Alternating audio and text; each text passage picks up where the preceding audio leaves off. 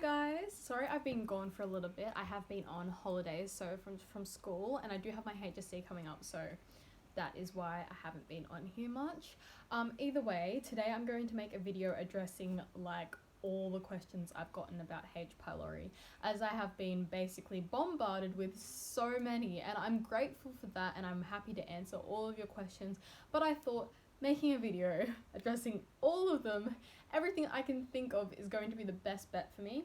So today we're going to talk about what I ate during it, how I'm feeling now, the things that I went through, just a quick like recap again of everything that I went through, and then just what the doctors told me and everything like that, just to give you guys a little bit of a hand. But I'm also going to answer a lot of your questions, which is the main reason for this video. At the moment now, I can eat normally. I don't have reflux. Sometimes I get it, but usually I don't have it at all, which is amazing. My stomach feels fine. I don't really get problems. The only thing that I'll get from time to time is bloating, but it's usually to do with when I eat foods I'm not supposed to. I still don't eat gluten that much. Like, I might have bread, but then it doesn't really agree with me sometimes.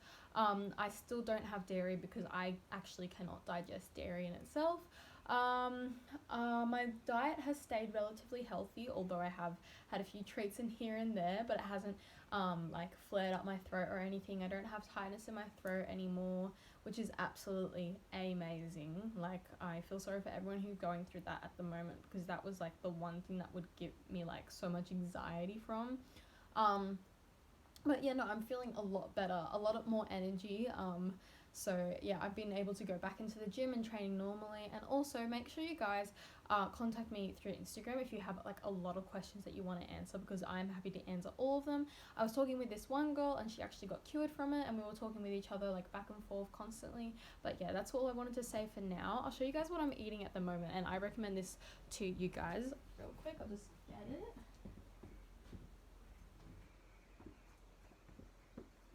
So during my H. pylori experience, I didn't have any coffee, as it can be quite harsh on your stomach.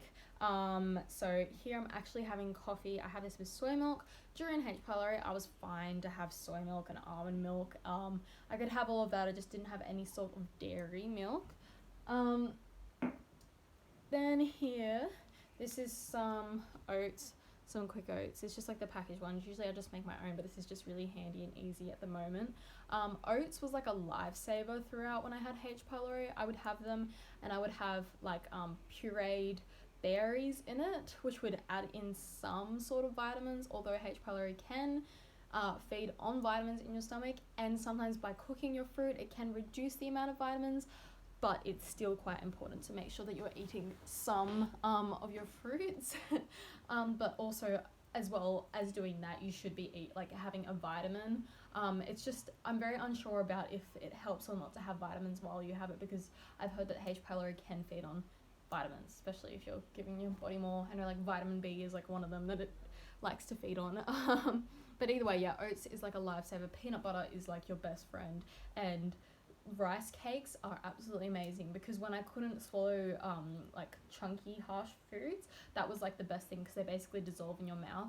Chocolate coated rice cakes were the best for some sort of sweet. I stopped eating any protein bars, and now I can have them. I would have a lot of like chicken and mixed vegetables, like the frozen ones, chop them all up into like really fine pieces, and then mix that with like a puree of sweet potato and pumpkin. That was like the main thing that I was surviving off. Eggs were really good, but sometimes it was just like a bit of a weird texture to try and get down. Also, my eating intake has gone up a lot. I have gained weight, which is amazing, because I couldn't gain weight for so long. Yeah, I'm just trying to think what else I had. A gluten-free bread was the best. Gluten-free bagels, can have that. Try to stay away from any sugars. It's not the best to have either way, but especially when you have H. pylori, don't have any sugar. I also would have like this vegan cheese that was made out of coconut oil. So you can have oil in your diet, just make sure you're not eating a lot of fatty, high saturated fat foods. But yeah, that's probably like the main things. And also Freedom Foods, if that's the brand, Freedom Foods.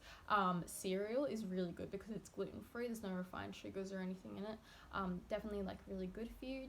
You basically just have to stick to gluten-free, dairy-free, no sugar, and low acid. So I didn't really have that much fruit in that time. Like the only sort of fruit I would have is like my pureed berries, as I said before, or pureed apple, although sometimes that would just trigger sorry, oh god, sometimes that would trigger acid reflux, so just be careful with that. I would like to keep a food diary. I definitely recommend that. That definitely helped me, because then I would understand what would happen whenever I would have a flare up. One of my flare up foods was eggplant. I don't know why, it was awful. I had it once, and that was the time I had to go to hospital because I had eggplant, sweet potato and chicken, and I had so much eggplant, and it was just like, oh, I cannot feel my throat, it's closing. But yeah, that was awful. A lot of the questions I've had is on the antibiotics I have specifically taken, and I'm actually going to write them down below. I know one of them was amoxicillin, and then I always took Nexium. I don't take Nexium or Gaviscon anymore. If I'm really bad on reflux, I will take some Gaviscon, but very rarely. Actually weaning off of like Nexium was the best thing for myself, because Nexium made my throat feel awful. Like, I know it probably was some H. pylori that was making it feel awful, and the fact that I was taking Nexium, but since I came off that, I felt way better. So I'm just saying that as a heads up. And on my other video, I put in a pinned comment that I was taking too much Nexium, and it actually stopped me from being able to eat properly. So if you don't know what Nexium is, it's just a medicine that lowers the acidity in your stomach. So it helps you from getting ulcers and everything like that. Another thing that's come up a lot is people are scared of getting ulcers in your stomach, and because in some cases it can lead to stomach cancer, bowel cancer, one of the two.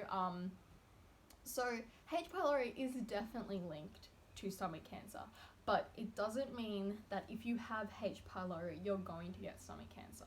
If you have H. pylori and you generally don't know you have it, you're not doing anything about it, and it keeps getting worse, and you're feeling like immense pain in your stomach, and you're eating a lot of high acidic foods, and you're not really taking care of yourself, that's when you can possibly get stomach cancer. But just because you have it does not mean that you're going to get stomach cancer. Please do not worry too much about that. It was definitely something that was on my mind whenever I had it, because I wasn't sure if I was going to get rid of H. pylori, but you will. It just takes a while. I had H. pylori for 9 months, and it constantly felt as if I wasn't going to ever get rid of it. So whenever I got rid of it, I basically was almost about to cry, because it was like the most amazing news ever.